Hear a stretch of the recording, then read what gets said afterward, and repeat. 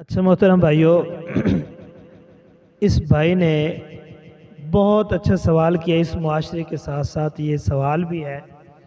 اور واقعی یہ سوال بنتا ہے۔ تو بھائی نے یہ سوال کیا ہے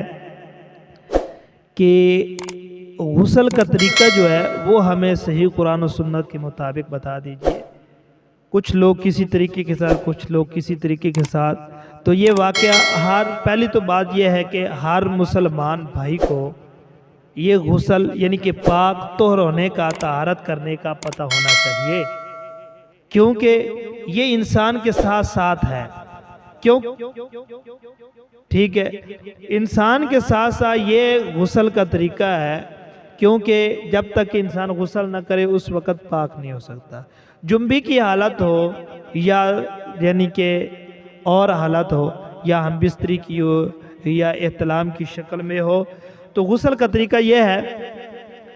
کہ نبی علیہ السلام نے فرمایا کہ سب سے پہلے جو ہے انسان جو ہے اپنے مخصوص اعضاء کو اچھی طرح دھو لے، اور اچھی طرح دھونے کے بعد یعنی کہ اپنی حاجت پوری کرنے کے بعد توضؤ بسم اللہ پڑھے، اور پھر جو ہے نا اپنے ہاتھوں کو اچھی طرح دھوئے، اور اپنے مخصوص اعضاء دھونے کے بعد اچھی طرح اپنے ہاتھوں کو 3 مرتبہ دھوئے، اور اپنی انگلیوں کا خلال بھی کرے، اور 3 مرتبہ دھونے کے بعد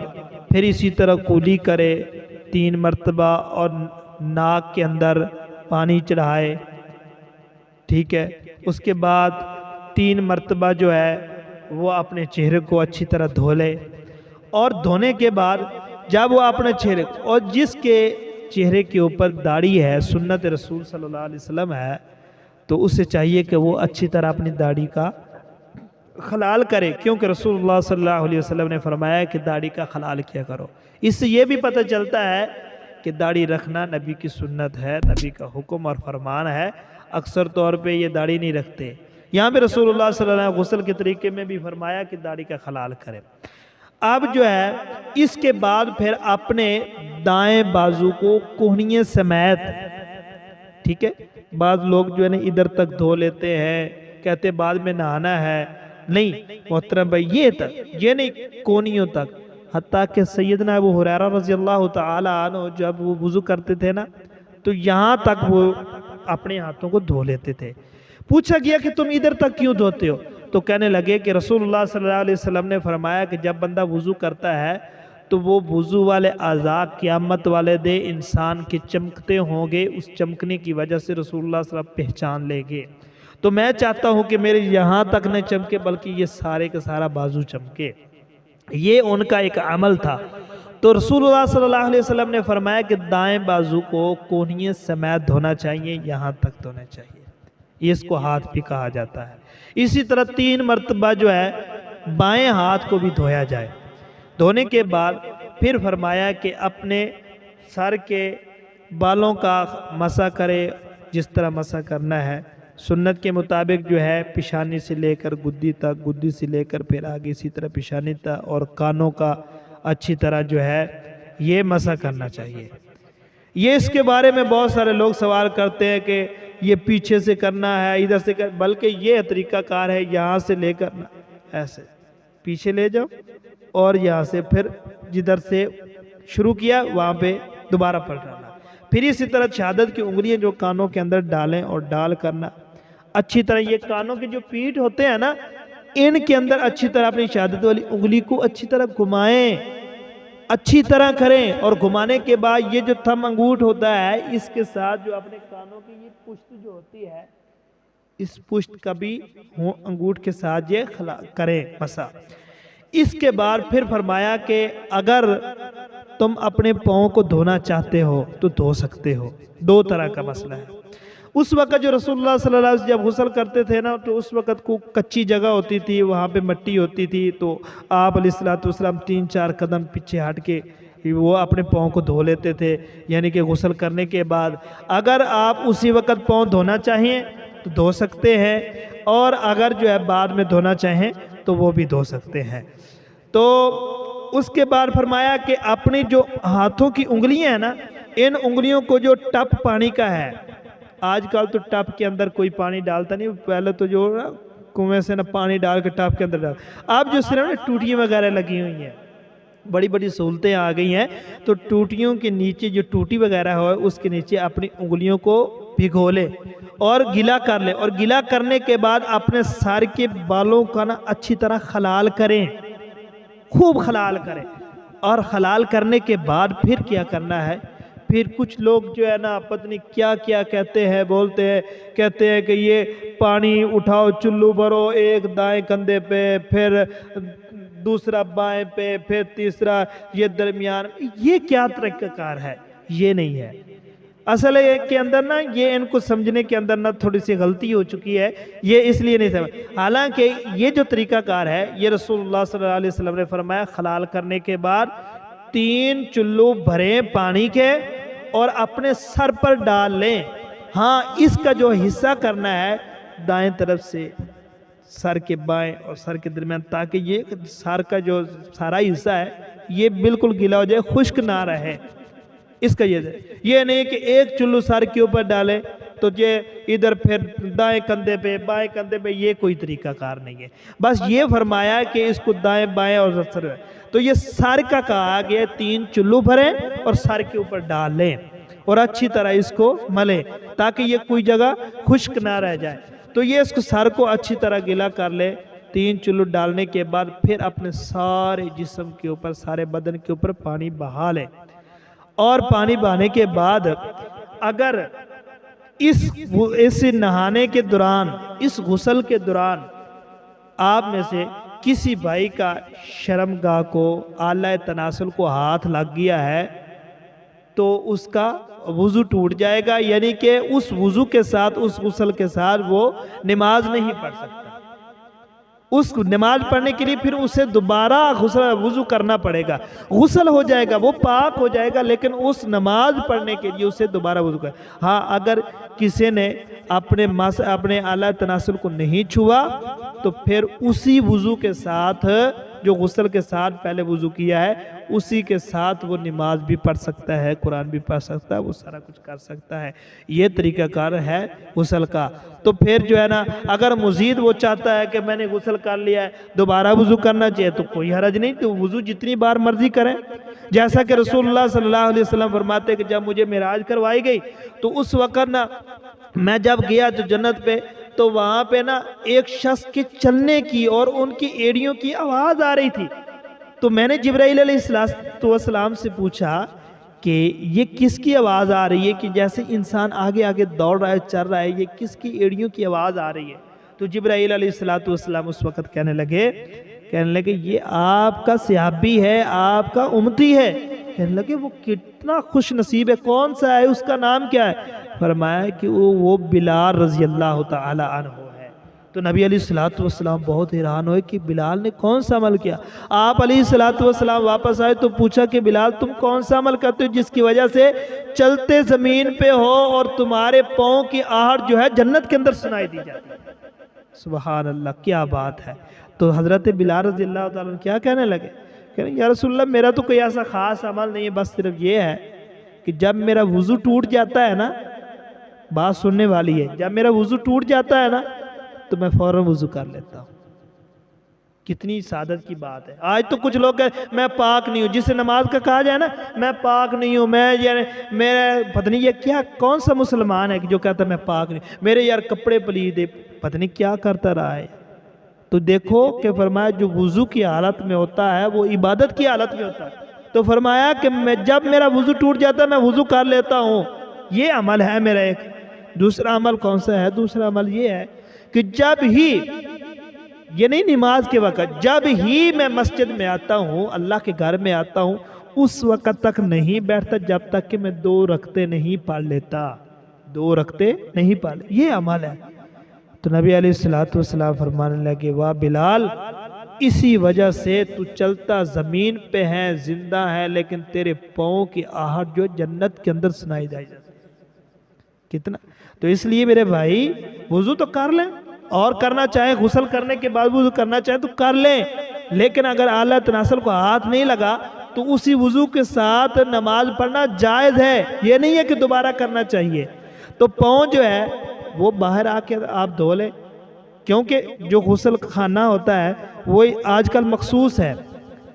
کیونکہ رسول اللہ صلی اللہ علیہ وسلم نے فرمایا جس غسل کے اندر غسل خانہ، جسے غسل خانہ کہا جاتا ہے، اس کے اندر پیشاب نہیں کرنا چاہیے، کیونکہ رسول اللہ صلی اللہ علیہ وسلم منع فرمایا کہ وہ پاک جگہ ہونی چاہیے، وہاں پہ غسل کرنا ہے، تو اس لیے وہاں پہ اگر پاؤں ہے اسے دھو لیے تو اس کے پاؤں جو ہے ناپاک نہیں ہوں گے، کیونکہ وہ کیچڑ ہوتی تھی تو مٹی لگ جاتی، رسول اللہ صلی اللہ علیہ وسلم پیچھے ہٹ کے کیچڑ سے ہٹ کا 3-4 قدم جو ہٹ کے پاؤں دھوتے تو مٹی ختم ہو جاتی، خشک جگہ ہوتی تھی، تو اس لیے 2 طریقے ہیں، پاؤں بعد میں بھی دھو سکتے ہیں، پہلے میں اس کے بعد۔ اچھا ایک اور اس کے اندر بات ہے، اکثر لوگ کہتے ہیں کہ غسل کے دوران جو ہے وہ کرنا چاہیے کہ کلمے پڑھنے چاہیے، کچھ شرطیں ہوتی ہیں وہ کرنی چاہیے، پتہ نہیں اپنی طرف سے لوگوں نے اپنے اوپر دین کو کتنا ہی مشکل بنا رکھا ہے، جس کی وجہ سے لوگ دین اسلام سے دور ہیں، حالانکہ وہ چیزیں نہیں ہونی چاہیے، یہ چیزیں وہ کیا شرطیں ہیں، پتہ نہیں انہوں نے کہا کہ پہلے یہ کرنا ہوگا پھر وہ کرنا ہوگا، پھر وہ سمجھ نہیں آتی کہ لوگوں نے اپنی طرف سے کہاں سے دیے بنائے، کوئی اس کی شرط نہیں، جب غسل خانے میں جانا ہے تو وہ دعا پڑھنی ہے، پڑھنے کے بعد جو طریقہ کار بتایا وہ کرنا ہے، اس کرنے کے بعد پھر جو ہے نا آپ نے باہر نکلنا ہے، جب دعا وہی ہے جو حاجت کے لیے جاتے ہیں، بسم اللہ اللہم انی اعوذ بک من الخبث والخبائث، یہی جو ہے نا وضو کے اوپر ہی کفایت کر جائے گی، غسل خانے کے اندر جو ہے وہاں پہ کوئی دعا نہیں پڑھنی۔ اچھا دوسری بات ہے کہ اس غسل کے دوران بات چیت بھی نہیں کرنی چاہیے، ہاں اگر مجبوری کے طور پہ، مثال کے طور موٹر ہے وہ نہیں چل رہی، پانی نہیں ہے، وہ کہتا ہے پانی، اسی طرح تولیے وغیرہ کوئی چیز ضرورت کی ہے، وہ اگر بھول گیا ہے، کپڑے اتر چکے ہیں، وہ منگوانا چاہتا ہے تو وہ بول کے منگوا سکتا ہے، لیکن نہ بیت الخلاء کے اندر نہ اسی طرح غسل خانے کے اندر بولنا نہیں چاہیے۔ باقی رسول اللہ صلی اللہ علیہ وسلم نے غسل کے دوران تولیہ مانگا تھا اپنی بیوی سے، امی عائشہ صدیقہ رضی اللہ تعالیٰ سے، تو مانگا جا سکتا ہے، بولا جا سکتا ہے، لیکن ضرورت کے دے، فضول باتیں اور گپیں برہنہ ہو کے نہیں لگانی چاہیے، اس سے رسول اللہ صلی اللہ علیہ وسلم نے منع فرمایا۔ غسل ہو گیا، اب غسل کرنے کے بعد جب بندہ باہر نکلتا ہے تو اس کی وہی دعا ہے غفرانک، بس یہی دعا ہے، غفرانک الحمدللہ الذی اذھب عنی العذاب وعافانی، بس یہی دعا ہے۔ باقی جو ہے وضو کے بعد کی دعا ہے وہ آپ لوگوں کو پتہ ہے کہ اشہد ان لا الہ الا اللہ وحدہ لا شریک لہ واشہد ان محمدا عبدہ ورسولہ، اسی طرح اللہم اجعلنی من التوابین واجعلنی من المتطہرین۔ تو بات چل رہی تھی کہ غسل کی، تو وہ غسل کی دعا وہی ہے کہ غسل خانے سے نکلنے کے غفرانک الحمدللہ الذی وہب لی وعافانی، تو یہ دعا ہے۔ تو محترم بھائیو، یہ غسل کا طریقہ یہ ہر انسان کو آنا چاہیے۔ تو باقی جو دھنی ہے، یہ کہتے ہیں کہ دھنی کے اندر خوب لکڑیاں ڈالو اور اپنے انگوٹ، یہ دھنی ہے، ظاہری بات ہے کہ ہر انسان کا جو اعضاء ہے اس کو تو یعنی کہ اس کے اندر پانی جانا چاہیے، اس کو صاف کرنے، اب کانوں کے اندر ہی پانی جاتا ہے تو اندر بندہ سوٹی لے لے وہ گلے کے اندر، خلال جو ہے نا، گرارے جو ہے یہ تو کرنے چاہیے، وضو کے وقت بھی کرنے چاہیے اور غسل کے وقت بھی گرارے کرنے چاہیے، یعنی کہ ناک کے اندر خوب اچھی طرح پانی چڑھا کے اور جھاڑنا چاہیے، یہ تو طریقہ ہے۔ لیکن اب اس کے اندر سوٹیاں ڈالنے لگ جائے، انگوٹ ڈالنے لگ جائے کہ اس کو قے آ جائے تو پھر بھی یہ غسل ہوگا، یہ ہوگا، یہ باتیں نہیں ہیں۔ باقی اس کا خلال گرارے، ہاں روزے کی حالت میں ہو تو تب نہیں خلال کرنا چاہیے، یہ گرارے جو ہے نا تب نہیں کرنے چاہیے، باقی گرارے وغیرہ کرنے چاہیے، اچھی طریقے کے ساتھ اسے غسل کرنا چاہیے تو یہ پاک ہو جائے گا۔ تو یہ ہے طریقہ کار۔ اور اس کے اندر جو ہے نا، اچھا دوسرا بھائی نے سوال کیا کہ عورت کا بھی بتا دیں، تو محترم بھائیو عورت کا بھی غسل اسی طریقے کے ساتھ ہے، لیکن اس کے اندر تھوڑا سا مسئلہ الگ ہے۔ بعض اوقات عورت جو ہے نا شادی شدہ ہے، ٹائم تو زیادہ ہو رہا ہے تو بہرحال میں المختصر میں آپ بات کر رہا ہوں آپ کے سامنے، عورت شادی شدہ ہے، وہ روزانہ اپنی بیوی اپنے خاوند کے ساتھ جو ہم بستری کرتی ہے، وہ کہتی ہے گھر کے اندر سب ہوتے ہیں، بچے بھی ہوتے ہیں، اسی طرح سسرال والے بھی ہوتے ہیں، تو روزانہ نہ آئے تو شرمندگی ہوتی ہے۔ تو اس کے لیے ایک تو یہ مسئلہ ہے کہ وہ صرف اپنی جو ہے نا میڈیا جو ہے نا یہ گت وغیرہ جو مینڈی وغیرہ کرتی ہیں نا عورتیں، یہ نہ کھولیں. بس اس کے اندر جو ہے نا 3 چلو پانی کے ڈال لے، 3 چلو پانی کے سر کے اندر ڈال لے اور اس کے بعد اپنے بدن کو دھو لے. بس یہی ہے، کیونکہ اس کے لیے اتنا بھی کافی ہے. باقی سارے بدن کو دھو لے، لیکن وہ وضو کا طریقہ کار وہی ہے جو پہلے میں مرد کے لیے بتا چکا ہوں نا، وہ ہے. یہ ہے مثال طور خاوند کے ساتھ ہم بستری کرتی ہے، شادی شدہ ہے، وہ شرم محسوس کرتی ہے کہ میں ہر روز نہ ہوں، ہر روز ہم بستری کرتے ہر روز نہ ہوں، تو اس کے لیے یہ جائز ہے کہ اگر وہ سارا نہانا چاہے یعنی کہ مینڈیاں کھولنا چاہے تو کھول سکتی ہے، اگر نہ کھولے تو اس کے لیے کوئی عرض نہیں. بس یہ اتنا بتا دیا کہ وہ اپنی مینڈوں کو نہ کھولے اور اس کے اندر 3 چلو پانی کے بالے اور سارے جسم کو دھو لے. اچھا، اس کا غسل کا اگر مثال کے طور نفاس کی حالت میں ہے یا حیض کی حالت میں ہے، ٹھیک ہے، جو مخصوص ایام ہوتے اس کے بعد غسل کرنے کا طریقہ کار کیا ہے، اس کے بارے میں یہ بتایا گیا ہے کہ عورت کو چاہیے جب یہ نفاس سے فارغ ہو، یعنی کہ جب بچہ پیدا ہونے کے بعد جو اس کے ایام ہیں 40 دن، اس کے بعد وہ فارغ ہو، یا اسی طرح حیض کی جو مخصوص ایام چند دن ہوتے ہیں، 10 دن، کسی کے 7 دن، کسی کے 5 دن، یہ کسی کے 3 دن، تو یہ ہوتے ہیں یہ 10 دن. جب ان دنوں کے بعد جو فارغ ہونے کے بعد غسل کرے، اسے چاہیے کہ وہ بیری کے پتوں کے ساتھ بیری کے پتوں کے ساتھ وہ پانی کو اچھی طرح کر لے. بیری کے جو پتے ہوتے ہیں اس کو پانی کے اندر ڈال لے، چاہے گرم کر لے چاہے ویسے. لوگ کہتے ہیں یہ میت کے لیے خاص، اور بھائی میت کے لیے کیا ہے، ٹھیک ہے، صرف وہ اس کو بیری کے پتے کے ساتھ اس کو اچھی طرح جو ہے نا مخصوص جو اعضاء ہے وہ مخصوص اعضاء اس کو دھو لینے چاہیے، صاف کر لینے چاہیے اچھی طرح، تاکہ وہ بیری پتے کے ساتھ جو ہے نا وہ ایک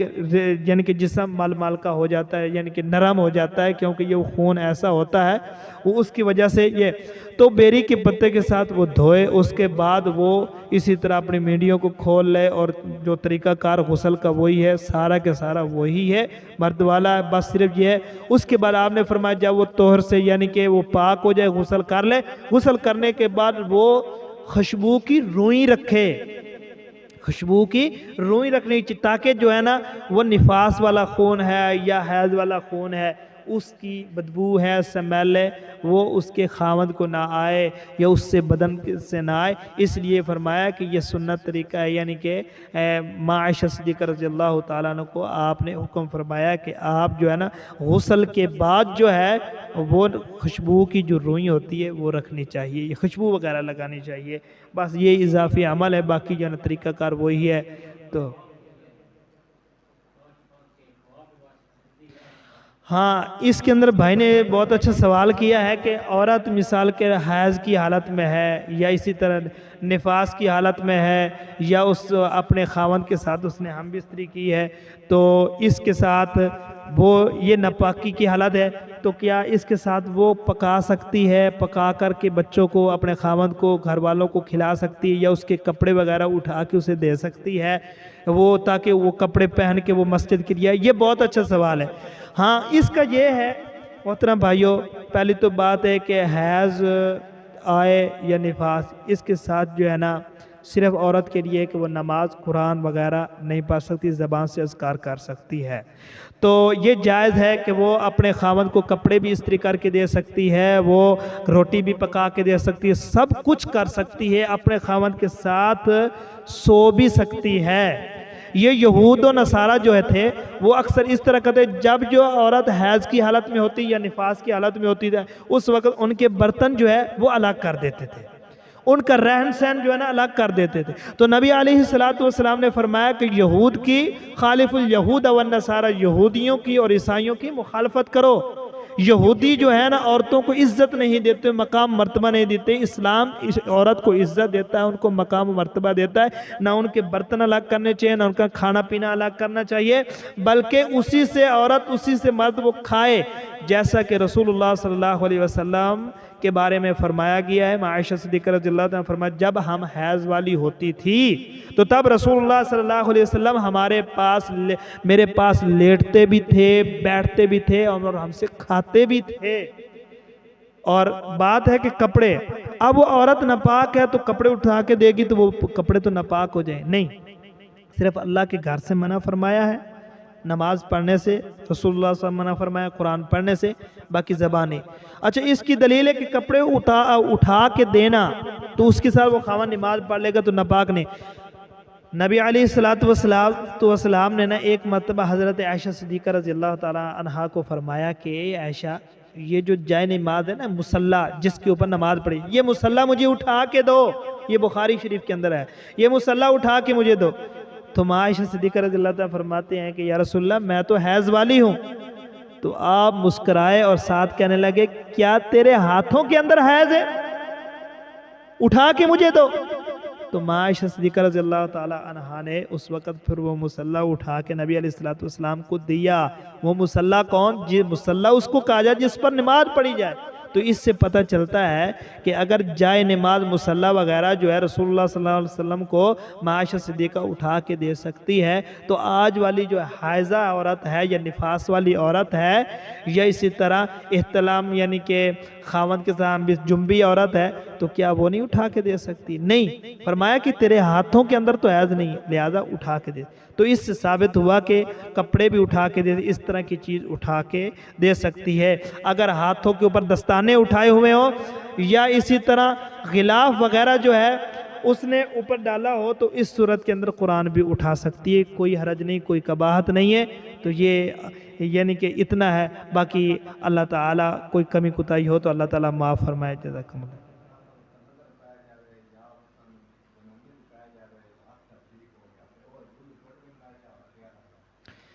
ہاں بھائی نے سوال کیا ہے، یہ جو نشست ہے نا یہ لمبی چوڑی ہوتی جا رہی ہے، تو بعد میں کبھی پھر کسی وقت کا یعنی کہ ٹائم بنا لیں گے نشست کا۔ تو چلے، بھائی نے سوال کیا ہے کہ اگر عورت ہے یا مرد ہے تو اس کا اپنے جسم کے اوپر یعنی کہ ننگا ہے جو ہاں تو اس کی نظر اپنے اعلیٰ تناسل کی عضو تناسل جو ہے اس کی طرف یا شرمگاہ کی طرف پڑ جائے تو یا سر ننگا عورت کا ہو جائے تو اس کے ساتھ جو ہے نا اس کا وضو ٹوٹ جائے گا۔ تو نہیں محترم بھائیو، وضو نہیں ٹوٹتا۔ جب اس کے سطر کے اوپر اگر کپڑا موجود ہے تو کپڑا موجود ہے تو پھر تو نہیں ہے۔ اگر اس کا ہاتھ وغیرہ لگ گیا، نظر پڑ گئی تو اس کے ساتھ نہیں ہے، اس کے ساتھ وضو نہیں ٹوٹے گا۔ ہاں اگر ہاتھ لگا ہے تو اس کے بارے فرمایا ہے کہ رسول اللہ صلی اللہ علیہ وسلم نے فرمایا کہ اگر کسی کا ہاتھ لگ گیا اعلیٰ تناسل کو یا شرمگاہ کو